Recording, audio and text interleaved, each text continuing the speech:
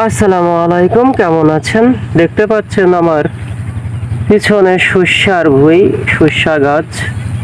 আমরা সবাই সর্ষার তেল খাই, সর্ষার তেল ভর্তা দিয়ে খেতে খুবই সুন্দর লাগে। তবে বর্তমানে যে সর্ষার তেল তৈরি হয়, আপনি কি জানেন সেটা কতটুকু স্বাস্থ্যসম্মত?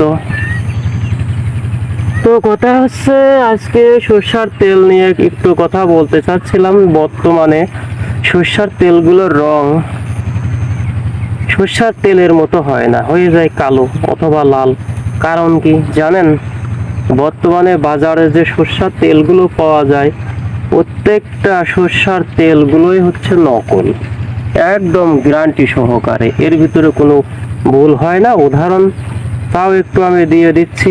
প্রত্যেকটা সর্ষের তেলের ভিতরে আপনার মিক্সড করা হয় চিপস তৈরি কারখানার যে পাম অয়েল তেল, সেই তেলগুলো দিয়ে ওর সাথে একটু কেমিক্যাল যুক্ত করে সরষের তেল বানায় ফেলে দিবে।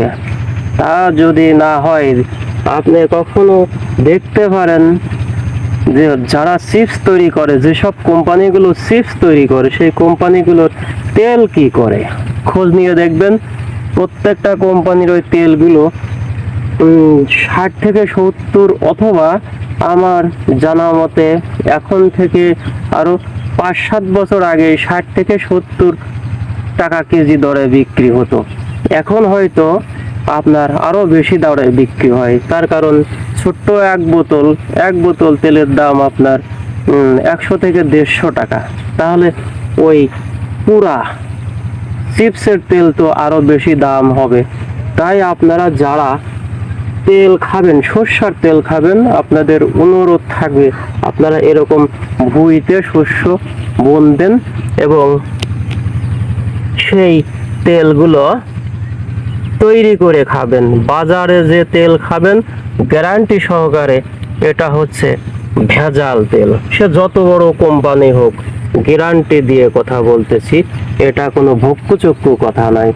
তা কারোর যদি মনে চাই, তাহলে আপনারা দেখতে পারেন যেসব কোম্পানি চিপস তৈরি করে তাদের তেল কি করে, গোপনে খোঁজ নিয়ে দেখবেন যে এই তেলগুলো তারা বিক্রি করে, গোপনে বিক্রি করে শস্যর তেল যারা তৈরি করে তাদের কাছে, এবং তারা সম্পূর্ণ লোকগুলোই দিয়ে ওই ভেজাল তেল তৈরি করে।